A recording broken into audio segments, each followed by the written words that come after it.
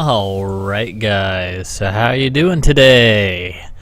This is just going to be a little quick demo of how to use the fortune machine I designed in Feed the Beast Infinity. Just for the record, I'm using right now Feed the Beast 1.3.4. If you watch my videos, this is quite a bit ahead, so I'm kind of putting this up a little early, but hey. Gotta show everybody off how to do this monster, because this is something cool. I like it. It makes fortuning a lot easier with your Emmy system, so we'll get into it.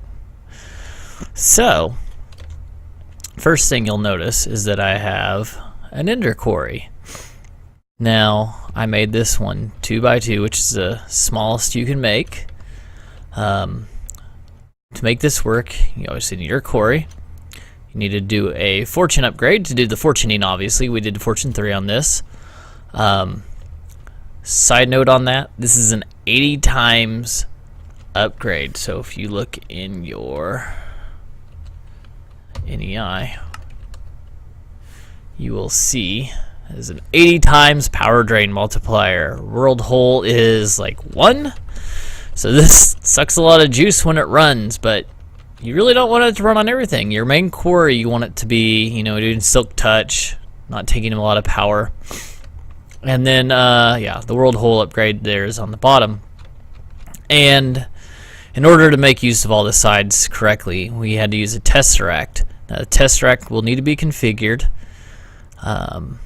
for receiving energy and sending items. And then that will need to go up in your main base. Have a reception or receive the items into the Emmy system. So the first thing I'm going to show you here is we have an autonomous activator that is getting power through a transfer node right off the tesseract.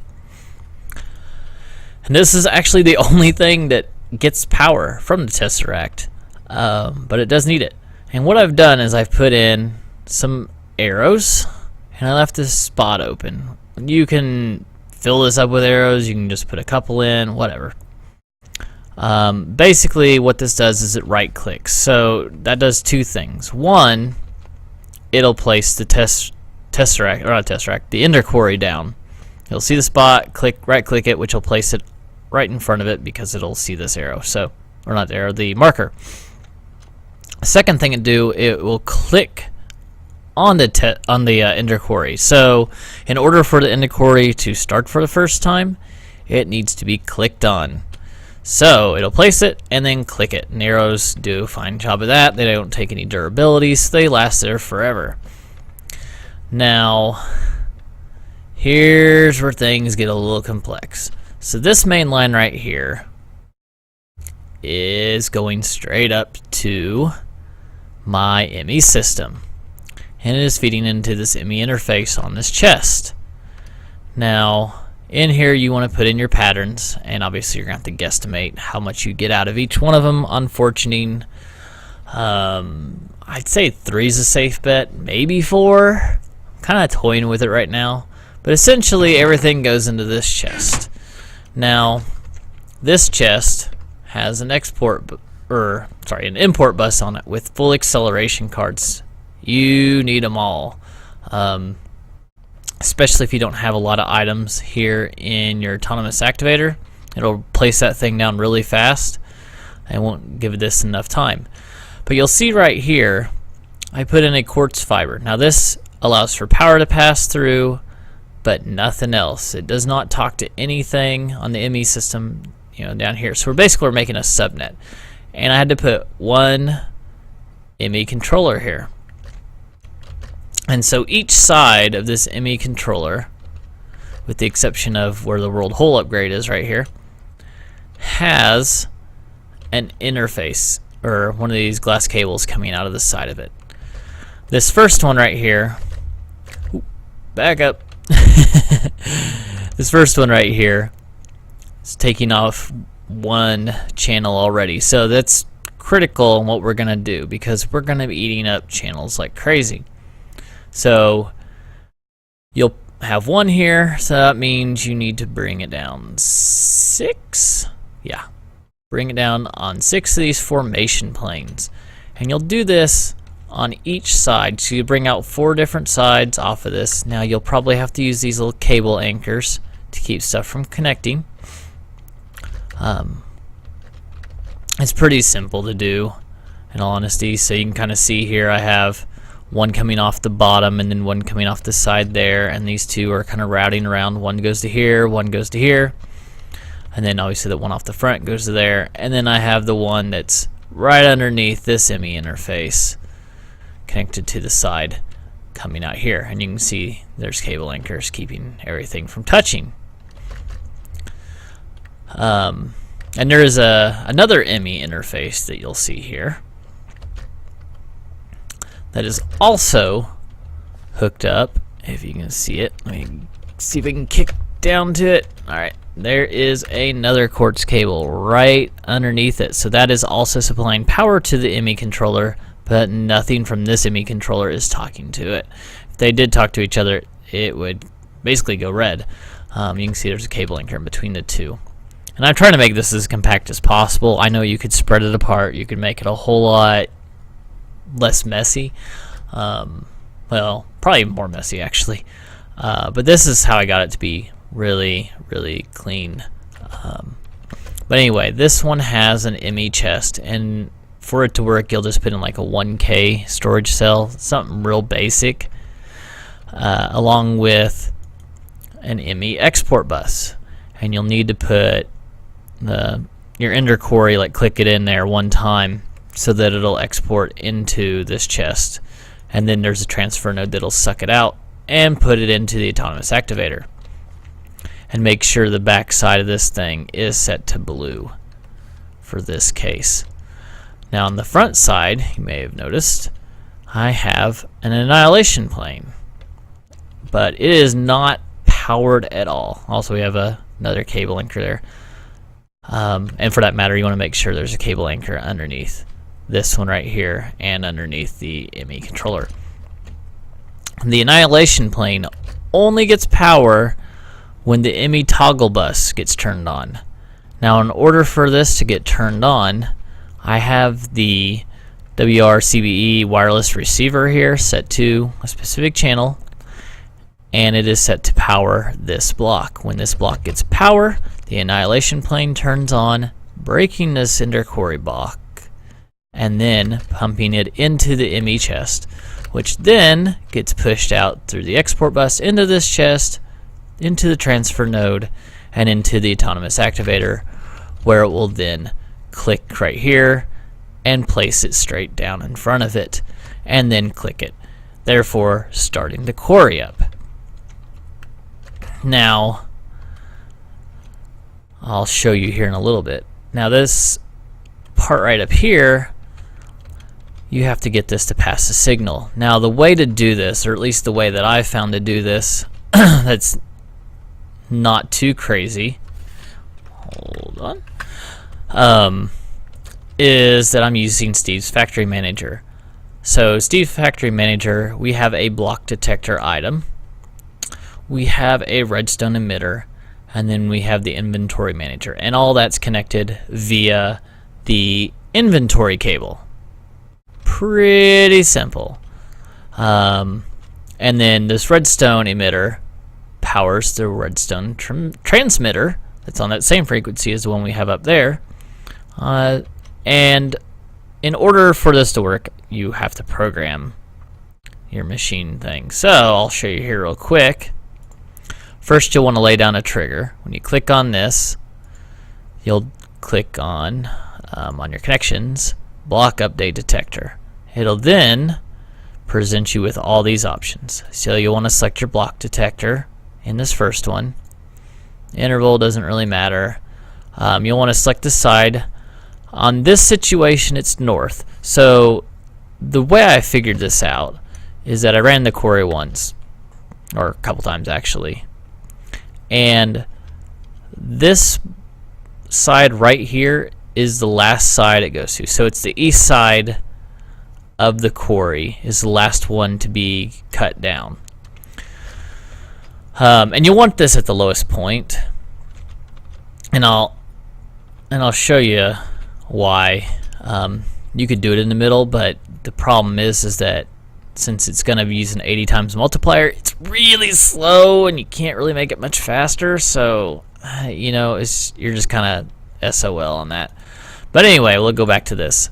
So, you got your sides. In this case, it's north. And then update block, really don't mess with that. And an update connection. So, that's all we want to do. So, we want to use this center one, and it's on block update. So then you want to click on create redstone emitter, and in this emitter you want to select your redstone emitter. Sides, really don't care, don't really even care about that because we're right there. Redstone strengths, really don't care, but you'll want to emit a pulse. And in this situation, just to make sure that the block gets broken, I did a 3-second pulse. So it does a 3-second pulse to here, and it always goes off. So, one last caveat. When you place all these down by default, you go to priority, everything is priority 0. So that nothing has any priority at this point. However, the one you want to have the block detector next to always make sure this goes, you want to have that as priority 1. So out of all of them, this one will get it first. And in this situation, obviously you want it at the bottom. So when the quarry goes down and down and down and runs through it, it's not coming back up here and breaking the same block. Now granted,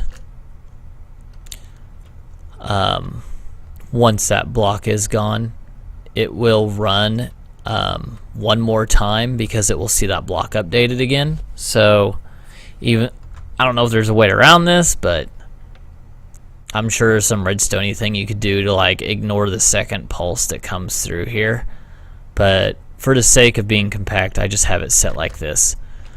Now in order to bring it down really far, the trick on this is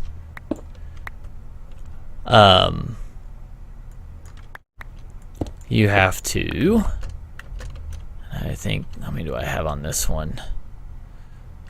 1, 2, 3, 4, 5, 6. 1, 2, 3, 4, 5, 6. So yeah, you'll have 6 coming down, and then what you'll do is you'll get an Emmy Storage Bus and an Emmy Interphase and quartz crystal and quartz fiber, sorry, and Emmy glass cable. So what I'll do is I'll first put a storage bus here. And then back here, I'll click one cable with the fiber cable. And then we'll place another one of the glass cables here. And then we'll do an Emmy interface. And what this does is it makes another subnet, so to speak, or a storage system in this case. It sees the storage bus and then the Emmy interface. What that does is allow all the items to pass down into it. So you then click that on, go down 1, 2, 3, 4, 5, and 6. And then you take your formation planes, which I'll just shove that right here, and not put it like that. There we go.